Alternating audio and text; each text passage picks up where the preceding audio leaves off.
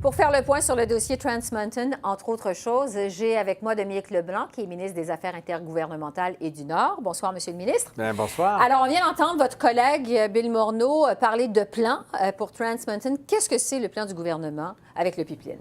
Bien, premièrement, quand on a eu la décision de la Cour fédérale d'appel, c'est une décision quand même de plusieurs centaines de pages. C'est très technique à certains endroits, évidemment. Puis c'est un projet que nous avons toujours pensé est extrêmement important sur le plan économique pour le Canada, mais aussi en termes de nos relations avec les peuples autochtones, avec l'environnement. Alors, pour toutes ces raisons-là, le gouvernement est en train de comprendre et étudier, et on arrive dans les moments clés de voir c'est quoi la meilleure façon de procéder suite à la décision de la Cour fédérale d'appel. Alors, c'est une discussion active à l'intérieur du gouvernement. Le ministre Morneau et moi, on parle de ce projet-là plusieurs fois par semaine. Il y a un travail continuel qui est en train de se faire. Et moi, je suis optimiste. J'espère dans les prochaines semaines que nous aurons les détails de comment on pourra aller de l'avant et de la bonne façon. Donc, vous étudiez la décision, vous considérez les faits, comme le dit M. Morneau, mais vous n'avez pas encore de plan, vous n'avez pas encore de stratégie au moment où on se parle. Les Canadiens vont savoir quand, à quoi s'en tenir. J'espère bientôt, parce qu'on comprend l'urgence de répondre à la décision de la Cour. On est tout à fait saisi de ce problème-là. Et on est en train d'évaluer, moi je dirais, dans les moments finaux de qu'est-ce qu'un plan pour aller de l'avant de la bonne façon aura de l'air. Et le ministre Morneau, entre autres, évidemment, est très impliqué parce que, comme nous avons toujours dit, on croit que pour l'économie canadienne, pour diversifier nos marchés en termes de ressources naturelles, ce projet-là est important. Mais il faut prendre en considération la décision de la Cour et d'aller de la bonne façon. Alors, nous sommes à l'ouvrage.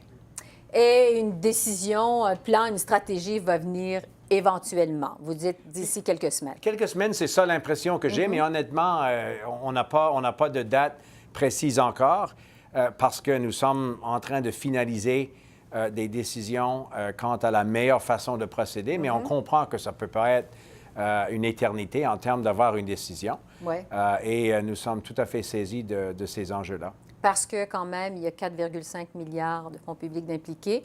Les travaux sont suspendus. Évidemment, les travailleurs ne savent pas à quoi s'en tenir. Ça crée de l'incertitude, notamment pour les investisseurs. Mais on attend encore, du côté du gouvernement, d'établir un plan.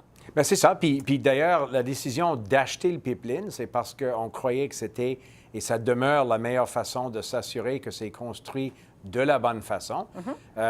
J'ai vu certains commentaires qui disaient que si ça avait été un projet du secteur privé entièrement maintenant, c'est pas certain qu'on pourra aller de l'avant. Le fait que c'est le gouvernement qui est propriétaire nous donne une chance de réfléchir et d'aller de la bonne façon. Mais vous avez absolument raison. On croit que les travailleurs, la diversification de nos marchés pour nos ressources naturelles est tellement important. On perd des milliards de dollars par année parce qu'on a seulement un client qui peut acheter le pétrole qui vient de l'Ouest canadien. Alors, si vous avez une business qui vend pour des milliards de dollars, mais vous avez un client qui achète 99 de votre production, c'est pas difficile à comprendre que vous n'aurez peut-être pas le meilleur prix. Alors, c'est pourquoi on essaie d'avoir une diversification en termes de marché. En attendant, une décision dans Trans Mountain, évidemment, ça a un impact sur votre plan environnemental. L'Alberta, Rachel Notley, a décidé de dire non à la taxe sur le carbone, justement, à la suite de la décision de la Cour fédérale de stopper les travaux. Vous en êtes où avec votre plan environnemental? Parce que là, l'opposition parle d'un échec complet des libéraux en matière d'environnement.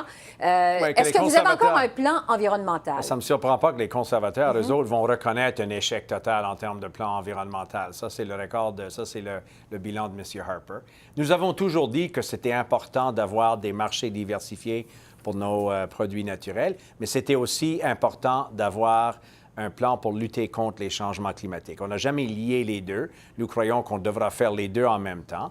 Nous avons demandé aux provinces et aux territoires, et c'est une discussion très au courante, c'est une discussion active qu'on a avec des juridictions des provinces et des territoires en termes d'évaluer des plans qu'ils ont soumis. Moi, je suis tout à fait confiant. Par exemple, le Québec est évidemment un chef de file dans ce domaine-là. L'Alberta a toujours été aussi.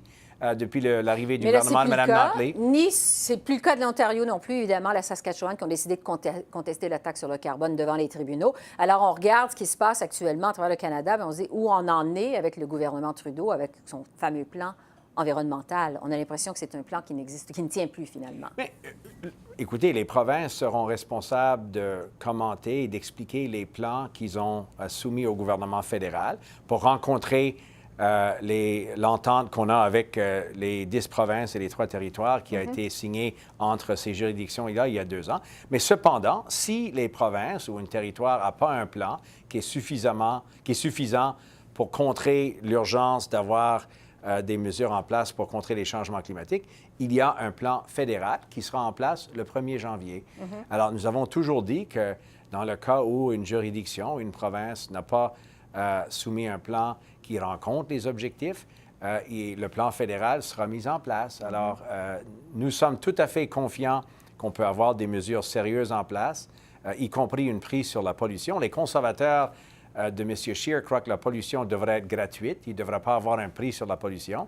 Nous, on croit profondément qu'il devrait avoir une prix sur la pollution et qu'on pourra travailler avec les industries et les provinces afin de s'assurer que c'est aussi bon pour l'économie canadienne. En terminant, parce que le temps file quand même, je vous entends sur ce qui se passe justement, vous êtes le ministre des Affaires intergouvernementales, sur ce qui se passe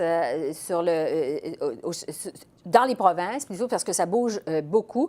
Conservateurs qui ont été élus au mois de juin en Ontario. Il y a des élections la semaine prochaine dans votre province, le Nouveau-Brunswick. Les conservateurs... J'ai déjà voté. Mais malgré tout, les conservateurs sont en train de chauffer les libéraux. Il y a des élections dans 2 semaines au Québec. La CAQ semble avoir la faveur populaire. Il va y avoir des élections en Alberta, où encore là, on pense que les conservateurs de Jason Kenney vont être élus. Qu'est-ce que vous pensez, vous, de la montée des forces conservatrices dans les provinces?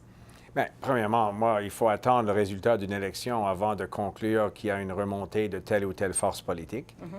Moi, les gens vont voter et on verra le résultat. Moi, le travail que j'ai, c'est de travailler avec les gouvernements, que les provinces, que la population, dans le cas du Nouveau-Brunswick la semaine prochaine, la semaine d'après le Québec, de travailler avec le gouvernement qui sera élu. Moi, je crois cependant que les Canadiens s'attendent que les gouvernements travaillent ensemble. Moi, j'ai eu des discussions, franchement, Esther, qui ont été très encourageantes, même avec quelques premiers ministres que vous voyez comme possiblement des critiques de notre gouvernement. Quand j'ai vu le premier ministre de Saskatchewan la semaine passée à Regina, on a eu franchement une discussion très chaleureuse, très productive sur plusieurs dossiers, plusieurs questions où on a un intérêt en commun avec son gouvernement.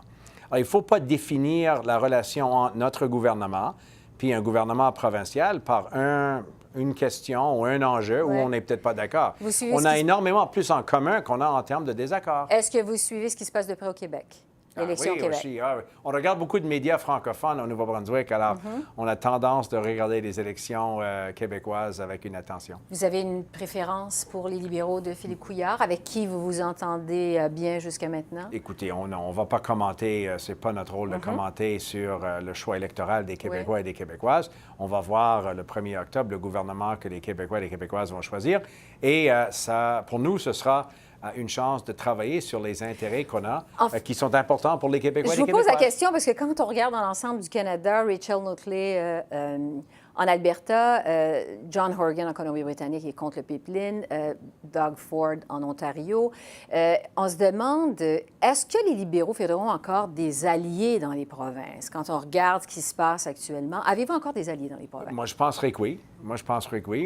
Moi, je vais rencontrer en fin de semaine le premier ministre de Terre-Neuve et du Labrador, le premier ministre de la Nouvelle-Écosse, le premier ministre de l'île du Prince-Édouard. On va être ensemble à Moncton en fin de semaine pour une affaire plutôt informelle. Moi, j'ai assisté avec le premier ministre Trudeau à la rencontre avec le premier ministre Horgan de la Colombie-Britannique. Vous venez de mentionner le premier ministre Horgan. Il y a énormément en commun entre nos deux gouvernements en termes de priorités, en termes d'objectifs de politique. Il y a un élément où on n'est pas d'accord. C'est le pipeline. C'est ça, mais il y a plusieurs autres éléments où on travaille très proche avec ce gouvernement de la Colombie-Britannique. Et franchement, ça va amener des résultats importants pour les gens de cette province. Et dernière question, et là, c'est vrai, je termine là-dessus. Est-ce que vous pensez que cette force conservatrice qu'on semble voir, les montées conservatrices dans les provinces, ça va vous aider ou ça va vous nuire, à vous, les libéraux, pour la prochaine élection au mois d'octobre 2019? Écoutez, aux prochaines élections, c'est le chef conservateur Andrew Scheer qui sera visibles. Ce n'est pas les chefs des gouvernements provinciaux. Moi, je crois que M. Scheer, par exemple, sur le dossier de l'environnement, devrait expliquer pourquoi lui n'a pas de plan, pourquoi il pense que la pollution devrait être gratuite. Il y a plusieurs autres dossiers, pourquoi il est contre une réduction d'impôts pour les gens de la classe moyenne, pourquoi il a voté contre une augmentation pour le 1 les mieux nantis. Le bilan du parti de Andrew Scheer nous semble croire que les forces de M. Harper sont énormément en contrôle. M. Scheer lui-même était d'accord, par exemple, sur la question des armes à feu avec le premier ministre Moe de la Saskatchewan. Il était d'accord avec Jason Kenney, le chef conservateur en Alberta, sur les changements climatiques. Et il a aussi appuyé le gouvernement de M. Ford quant à l'utilisation de la clause non-obstant sur la question de la Charte des droits en Ontario. Alors, si c'est ça le bilan de M. Scheer, moi, je pense qu'on a amplement de choses à identifier comme différences. On n'a pas besoin de focuser sur les juridictions provinciales.